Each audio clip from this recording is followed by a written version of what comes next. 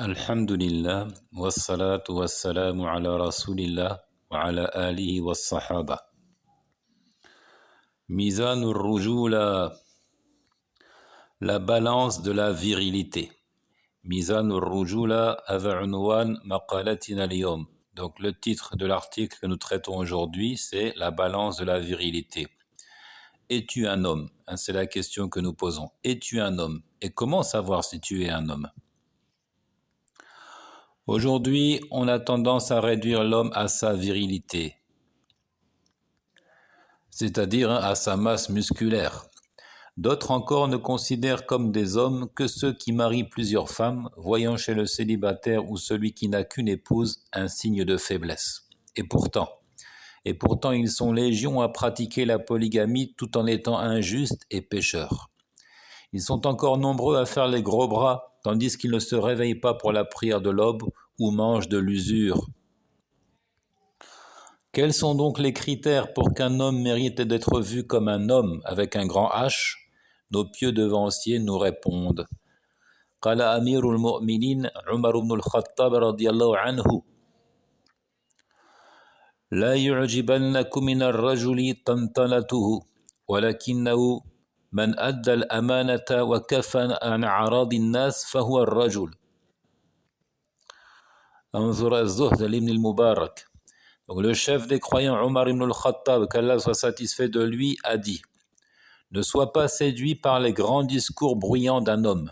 Alors en arabe ici, tantanatun, les grands discours bruyants d'un homme. Cependant, celui qui restitue le dépôt confié et se retient de calomnier les gens, c'est un homme. Voir en cela donc Az-Zuhd de l'imam Ibn al-Mubarak au numéro 295. Donc restituer le dépôt confié, être digne de confiance, ne pas trahir ses engagements, ne pas trahir lorsqu'on nous confie quelque chose. C'est le premier élément souligné par Omar ibn al-Khattab, et le second, kaf an a'radin nas, à se retenir de calomnier les gens, de les dénigrer, de porter atteinte à leur honneur. Il dit fahuwa ar-rajulu, c'est celui-là qui est l'homme. وقال ابن القيم الجوزية رحمه الله والناس كلهم صبيان العقول إلا من بلغ مبلغ الرجال العقلاء الألبة وأدرك الحق علما وعملا ومعرفة. كلامه في اجتماع الجيوش الإسلامية. Aussi, le cheikh Ibn Qayyim al-Jawziyya, qu'Allah lui soit clément, a dit: les gens sont tous immatures, réfléchissant comme des enfants. Sibyanul uqul. Sauf celui qui a atteint le niveau des hommes réfléchis et intelligents, qui perçoit la vérité, qui l'apprend et la pratique. Donc les propos d'Ibn al-Qayyim dans Ijtima' al-Juyush al-Islamiyya. Ici, il considère que tous les hommes sont immatures et ils se comportent en irresponsables, comme s'ils étaient encore des enfants, sauf une catégorie d'individus qui a atteint le niveau des hommes réfléchis, intelligents, ceux qui perçoivent la vérité, qui la connaissent, qui l'apprennent, qui la pratiquent. Donc en d'autres termes, ne sont matures, ne sont véritablement des hommes que ceux qui adhèrent à la religion de l'islam avec connaissance et qui la pratiquent. Et ça, c'est assez flagrant lorsqu'on observe le comportement justement de ceux qui ne sont pas musulmans ou qui ne sont pas de bons musulmans. On a souvent le sentiment d'avoir affaire à de grands enfants, et non pas des hommes. Et c'est donc ce qui caractérise tous ceux qui suivent leur passion. Comme le dit Allah, Afara'ayta man ittakhadha ilahahu hawa. As-tu vu celui qui a fait de sa passion sa divinité? Un tel individu ne peut pas avoir une attitude digne. Et un autre phénomène aussi auquel nous assistons, dont nous sommes témoins, notamment dans les pays du Golfe. J'ai envie de citer ici, pour exemple, les pays du Golfe. Suite à un affaiblissement donc de la religiosité, on se rend compte que des hommes qui atteignent 40, 50 ans font leur crise d'adolescence. Ils se filment au cours de cérémonies de mariage, par exemple, en train de danser comme des enfants, chose qu'ils n'auraient pas fait quelques années auparavant, disons à une époque où l'empreinte de la religion était plus marquée, plus profonde sur la société. Et aussi l'influence de l'Occident, notamment à travers les réseaux sociaux et les chaînes de télévision câblées, était moins fort. وروى عبد الرحمن بن أبي الزناد عن أبيه رحمهم الله قال ما رأيت أحدا أعلم بالسنة من القاسم بن محمد وما كان الرجل يعد رجلا حتى يعرف السنة وما رأيت أحد ذهنا من القاسم إن كان ليضحك من أصحاب الشبه كما يضحك الفتى سير أعلام النبلاء. Ici, Abdurrahman ibn Abi Zanad rapporte de son père qu'il dit « Je n'ai vu personne plus savant de la tradition prophétique, sunna, que Al-Qasim ibn Muhammad. On ne considérait un homme comme un homme que s'il connaissait la tradition prophétique. Je n'ai pas vu un esprit plus affûté que celui de Al-Qasim. Il se jouait des porteurs d'ambiguïté, c'est-à-dire ceux qui tentent de semer le trouble dans la religion, les innovateurs. Il se jouait d'eux comme un enfant peut rire. Voir donc Siyaru A'lamin Nubala. Donc ici, il dit « Je n'ai pas vu plus savant de la sunna que Al-Qasim ibn Muhammad » et puis il ajoute comme si c'était une règle établie à l'époque. On ne considérait un homme comme un homme que s'il connaissait la tradition du prophète, as-sunna.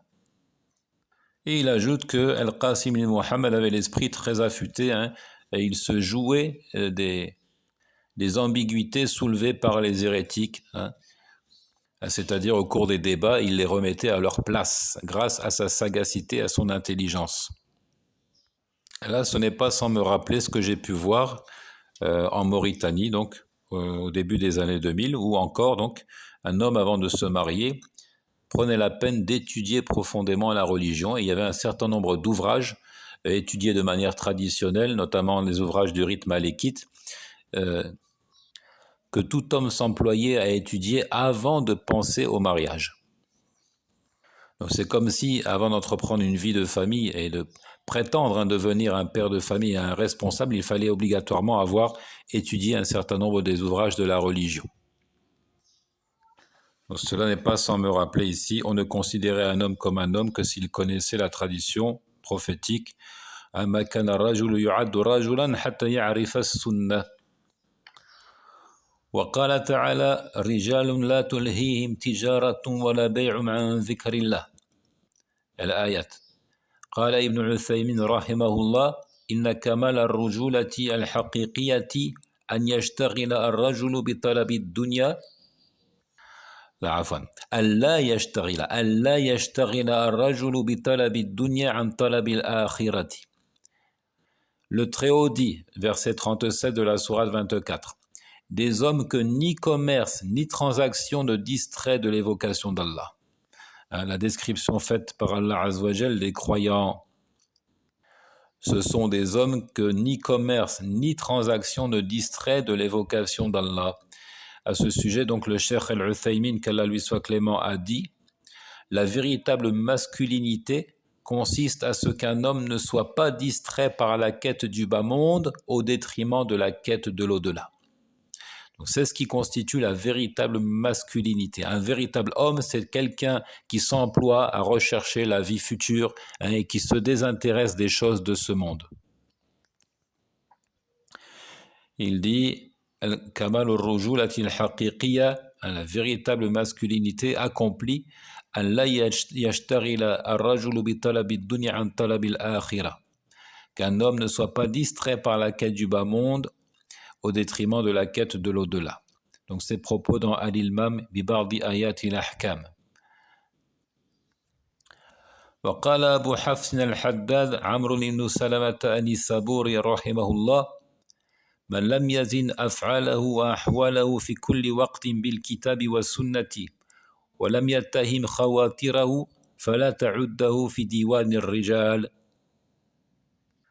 انظر حلية الأولياء والرسالة القشيرية. Donc Abu Hafs al-Haddad, Amr ibn Salamat an-Nisaburi a dit n'inscris pas au registre des hommes celui qui ne pèse pas constamment ses actes et son état sur la balance du livre et de la tradition prophétique, celui qui ne lance pas des accusations à ses pensées. Donc n'inscrit pas au registre des hommes celui qui n'a pas cette attitude. Premièrement, s'il ne pèse pas constamment ses actes et son état sur la balance du livre et de la sunna, il n'est pas un homme. S'il ne se lance pas d'accusations, c'est-à-dire qu'il n'est pas constamment à surveiller ses pensées et aussi ses intentions, afin effectivement de consacrer tous ses actes et ses adorations à Allah subhanahu wa ta'ala, alors ne l'enregistre pas parmi les hommes. Ces propos dans Hilyatul Awliya et Ar-Risalatul Qushayriya. Donc ne nous laissons pas leurrer. Un homme n'est pas quelqu'un qui a simplement du muscle et qui donne de la voix. On ne juge pas de la valeur d'un homme à travers ses richesses. L'homme avec un grand H, selon les pieux devanciers, c'est celui qui est fermement attaché à la religion de l'islam, tant de manière théorique, scientifique que pratique. Wallahu ta'ala a'lam.